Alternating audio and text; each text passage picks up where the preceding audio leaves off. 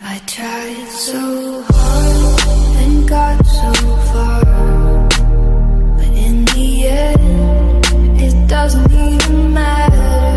I had to fall to lose it all, but in the end, it doesn't even matter. And whether it was going to affect the likes of Lorenzo's front tyre. We saw it in Phillip Island. Will we see it again here in Sepang? Here comes Rossi. Rossi up the inside of Marquez. He'll take no prisoners, and the roar is run wide, but not enough. It's going to be hold it. a shootout down to the left-hander. Rossi holds it. Marquez wants it. These two, no love lost anymore. It's a straight war between these two. I did not expect to see them. You see Marquez lose the rear Marquez there. lost the rear. He got on the gas and round it went. We've seen him down his elbow. He's got problems. You can't knock that.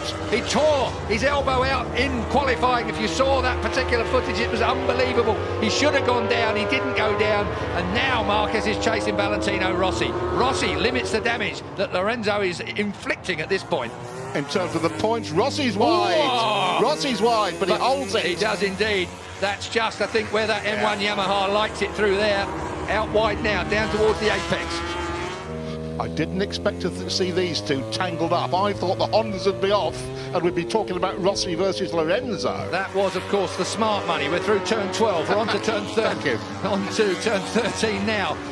Lorenzo's closing in on Pedrosa. Pedrosa. I wonder where Danny sits in all of this. Danny would just like to win a couple more. Yeah, his first pole for some time, over a year for a moment. Let's look down on what's going on at the moment. Dovizioso still in 5th place. Crutchlow is still 6th. Bradley Smith up to 7th. That's a good ride from Bradley at the moment. His qualifying his qualifying went better than his free practice. Valentino out wide, and Marquez gets underneath him. Now it's a straight shootout down towards turn 1. These two are absolutely at it, aren't they? Off track and on. Honda does not blast past. Oh, yes, it does. Does now. On the brakes. Marquez, did he make the apex? Just. Barely. Just. And Valentino, there was a yard, and Valentino took it. We're going to see that all the way through. And of course, what's going to happen while these two are playing like this? What? The front two are going to clear off. Are you accusing Marquez of playing with Valentino Rossi so Jorge Lorenzo could escape? It was the wrong words. I take it back. There's no playing going on here. They're both as serious as they can be. Here comes Marquez up the inside, and that blocks off Valentino again. This is an absolute war. We saw them come together at Argentina when front wheel touched back wheel. That really cost Marquez. It slung him up the road massively. This time, look at that. That's tough. Very fair. No, it's fair. Of course. It's tough, but fair. Brilliant motorcycle racing. Two of the very best in the world. An icon, a legend. Being beaten up by a youngster. Two of the best we've ever seen in the world. So, Sepang, I mean, if we've got any Formula 1 fans in the crowd, certainly here at Sepang, you're going to see more passes in this lap between these two than you probably see the entire race on track. That is turn 9 up there. That through 10, rising up to 11. Quick nod to Marco Simoncelli here, and again Valentino Rossi. He lost the front, he lost the front, he looks to the right, he lost the front, and through comes Marquez again. These two are at it. This is war, Keith. One is 22, one is 36. It is an incredible fight between the Spaniard and the legendary Italian. And meanwhile, Pedrosa and Lorenzo are clearing off into the distance to dispute the lead. It is a 7/10 lead last time at the line. We'll wait and see whether Lorenzo... He has closed it down. Lorenzo is chasing Pedrosa and he's closing it down. Marquez now in 3rd place has the better of Valentino Rossi. Wide again. But he pulls that Honda. He wants to get that Honda to that apex, up on the fat bit, fire it out of there. +2, Marquez. That says it's on Lorenzo's board. Down then towards turn 1. Still Danny Pedrosa and Jorge out front. What an incredible few opening laps here. 20-lap race. We're already with only 15 to go. Take a look at this. Here comes Valentino. Marquez early on the gas. He's not going to allow Valentino the opportunity. Did Valentino actually headbutt the back of the Repsol Honda? Involuntarily. Through. Oh. Man, you have no idea how hard that is to do, let alone stay on it. How close do you like it? Oh, that close. Whoop, straight back through. That's a reflex action when a motorcycle slides out from underneath you. Your outside leg comes off. Incredible save there from Valentino Rossi. We saw an even bigger save from Marc Marquez in qualifying. But we've seen Marc have a couple of serious bits of misbehaviour already in this race. Look at this. I thought Valentino We're going to see more yet, Julian, that's a fact. Straight underneath and he moves. Marc Marquez off the line. Valentino Rossi. And again. Feet off the footrest, looks round. I wouldn't bother waving. This is Barry Sheen versus Kenny Roberts, 1979, ladies and gentlemen, and everybody's shaking their heads. Out goes Valentino again. Marc Marquez, this is personal. This is a real personal fight. Valentino thinks he's been interfered with deliberately there. That's what that gesture was about. This is proper racing, if you ask me, Julian. I agree with you. I don't think it's got anything to do other than the fact there's two top men, egos and performances fighting around this Sepang racetrack, and all the time Valentino's lead in the championship is being whittled away by Jorge Lorenzo out front. Underneath, that's two lines you can get through there quite neatly. It's when they touch, it's the problem. So, once again, Marquez in front of Valentino Rossi. The M1 and the Repsol 21-3V look so similar, Julian, around in different places on this track. Different motorcycles, different concepts, different strategies, but almost identical lap times. Meanwhile, Mr. Pedrosa... What's it? It was last time 6/10 at the last stop.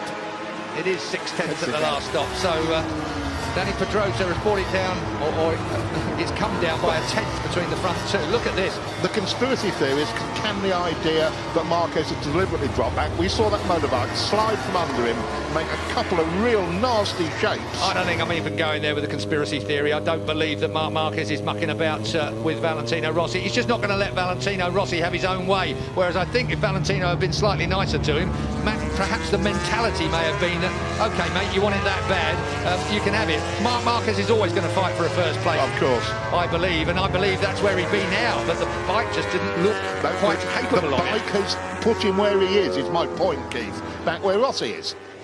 Rossi, though, has done everything he can, and he'll want to limit that damage. He needs that third place. And this is going to run all the way through. We have got 13 and a half laps to go. And looking back down, it's 2.7 seconds last time I looked from Lorenzo to Marquez in third place. And still 0.6 between the first two. Valentino. This will now tidy up a little bit as these two take stock of what's going on around them.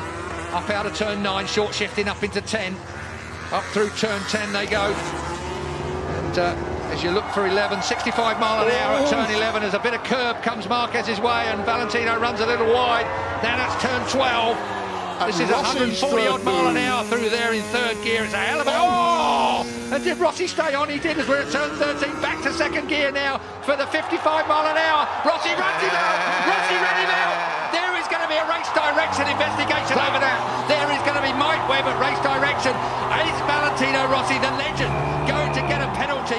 He will get a penalty, I'm fairly sure of that. It almost looked like he looked up and nudged Marquez off the track. This is controversy that moves onto the track. We have had all the controversy off track and in the press conference. Now we have got real trouble coming the way. Let's have a look at it. Marc Marquez gets underneath him here. He's hard on Valentino Rossi there. But as they look across, again... Give it a minute. Here we go. Marc Marquez shoves it up the inside. Valentino Rossi has to concede. It's fair from Marquez there. This is the point.